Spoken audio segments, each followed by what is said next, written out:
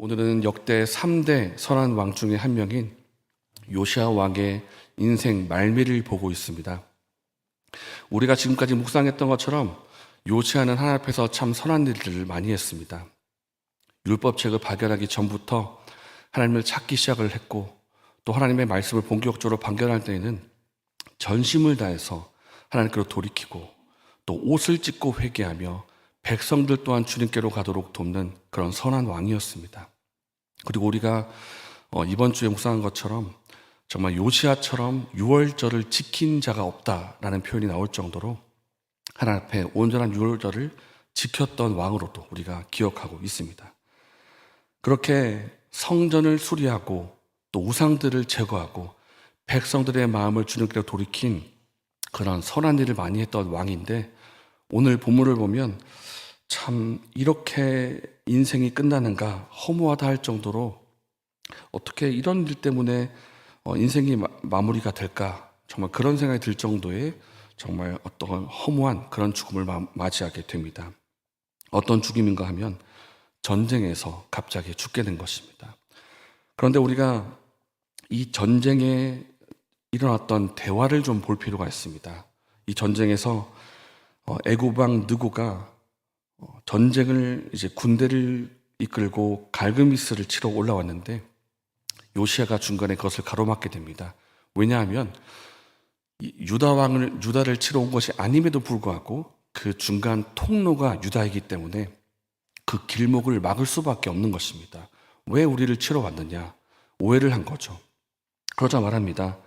느고가 사신을 보내서 이르되 21절입니다. 유다 왕이여, 내가 오늘 그대를 치려는 것이 아니요 나와 더불어 싸우는 족속을 치려는 것이다. 하나님이 나에게 명령하셨은즉 내가 당신과 치실 일이 없다. 나와 싸우지 말라. 그런데 요시야 왕이 교만한 마음이 들었는지 아니면 이것은 거짓말이라 판단되었는지 이 말을 듣지를 않고 전쟁터에 참여합니다. 그런데 이 전쟁터에 참여한 모습이 어떤 모습인가 하면 마치 아합 왕이 죽을 때 전쟁터에서 죽게 되는데 아합 왕이 죽을 때 변장했던 것처럼 변장을 합니다. 내가 다른 마치 왕이 아닌 것처럼 내가 전쟁터에 참여하겠다, 그렇게 하다가 화를 맞고 죽게 되는데 참 안타까운 죽음이 아닐 수가 없습니다. 그런데 우리가 주목할 것은 하나님께서 이 느고의 입을 통해서 말씀하셨다라는 사실입니다. 여러분, 하나님께서 믿지 않는 사람을 통해서 말씀하실 수가 있을까요? 하실 수가 있습니다. 하나님께서 물론 설교를 통해서 또 성경 말씀을 통해서 우리가 묵상하는 것들을 통해서 말씀하실 수도 있지만, 특별한 경우에 믿지 않는 사람의 입을 통해서 또 말씀하실 수가 있습니다. 우리가 구약 성경을 보면 거짓 선지자가 하나님 말씀을 정말 알아듣지 못할 때 당나귀를 통해서도 말씀하신 적이 있지 않습니까? 하물며 하나님께서 동물을 통해서도 말씀하시는데 어찌 이방인을 통해서 말씀하지 못하겠습니까? 하나님께서 말씀을 하십니다. 때로는 우리에게 격려하기 위해서 직장 상사의 입을 통해서 너 잘하고 있어, 너 지금처럼 하면 돼, 너 같은 사람이 없다라는 칭찬을 받게 하실 수도 있고, 때로는 내가 죄악 가운데 있음에도 회개하지 않고 있을 때 하나님께서 이방인의 입을 통해서, 믿지 않는 사람들의 입을 통해서 경고의 말씀을 듣게 하실 수도 있습니다. 너 이렇게 살지 마라. 너 지금 잘못 살고 있는 것이다.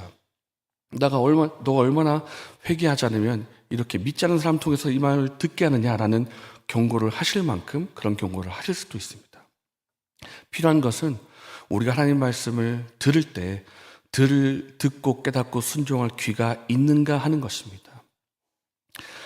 들을 귀가 있는 사람은 정말 작은 소리도 듣고 순종할 수가 있습니다. 정말 민감하게, 다른 사람들은 다 듣지 못하지만 나만 들을 수 있는 소리가 있는데 민감한 사람은 그 소리도 듣고 순종할 수 있습니다. 그러나 어떤 사람은 아주 하나님이 고난을 주고 크게 확성기를 틀어서 말해도 들을 귀가, 깨닫는 마음이었기 때문에 그래도 못 듣는 사람이 있습니다. 그래서 우리가 요시야의 이 사건을 보면서 한편으로 기도하면 좋겠습니다. 하나님, 우리에게 말씀을 듣고 깨닫는 귀를 주십시오. 이것이 하나님 말씀이라는 것을 깨달을 수 있는 마음을 달라고 또한 기도하면 좋겠습니다. 또 한 가지 살펴본 것은 요시아의 어떻게 보면 정말 갑작스러운 죽음을 보고 백성들이 아주 슬퍼하며 또 예레미야는 애가를 부르며 그의 죽음을 슬퍼했다는 사실입니다. 24절과 25절, 26절인데요. 제가 25절을 읽겠습니다. 예레미야는 그를 위하여 애가를 지었으며 모든 노래하는 남자들과 여자들은 요시아를 슬피 노래하니 이스라엘의 규례가 되어 오늘까지 이르렀으며 그 가사는 애가 중에 기록되었더라. 여러분, 왕의 죽음을 가지고 애가를 부른 적이 몇 번이 없습니다. 이제 첫 왕이었던 사울이 죽었을 때 다윗이 애가를 부른 적이 있고요. 요시아 왕이 죽었을 때 예레미야가 또한 애가를 부른 적이 있는데 이렇게 드문 애가가 등장할 만큼 슬피 울었다라는 뜻입니다. 그의 죽음을 슬퍼했다. 우리가 한번 상상해 보겠습니다. 내가 삶이 다하고 내가 생명이 다해서 이 세상을 떠났을 때 사람들이 나를 어떻게 바라볼까? 이 사람은 정말 평생 하나님을 사랑했던 사람이야. 정말 이 사람만 보면 하나님이 떠오를 만큼 정말 하나님을 의지하는 삶을 살았어. 이런 칭찬을 받을 수 있겠지만은 이 사람은 나이롱 신자야. 이런 말을 우리가 듣는다면 우리가 얼마나 그것이 슬픈 일이 되겠습니까? 우리가 요시아 왕처럼 선한 삶을 살고 하나님과 사람 앞에서 칭찬받는 삶을 살았으면 좋겠습니다. 우리가 이 두 가지 가지고 함께 기도를 하면 좋겠는데요. 먼저 첫 번째 기도 제목은 하나님 말씀의 음성에 그 뜻을 깨달을 수 있는 귀를 달라고 우리가 기도하면 좋겠습니다. 하나님, 주님께서 내게 말씀하실 때 깨닫는 마음을 주시고 그 말씀인 줄 알아들을 수 있는 마음을 달라고 기도하겠습니다. 그리고 두 번째는 나의 삶과 나의 죽음이 하나님 보시기에 또 사람들이 보기에 칭찬받는 삶을 살아갈 수 있도록 말씀을 순종하는 삶을 살게 해주십시오. 이렇게 기도하면 좋겠습니다. 이렇게 기도하시고 개인적인 제목을 하신 후에 자유롭게 돌아가셨습니다.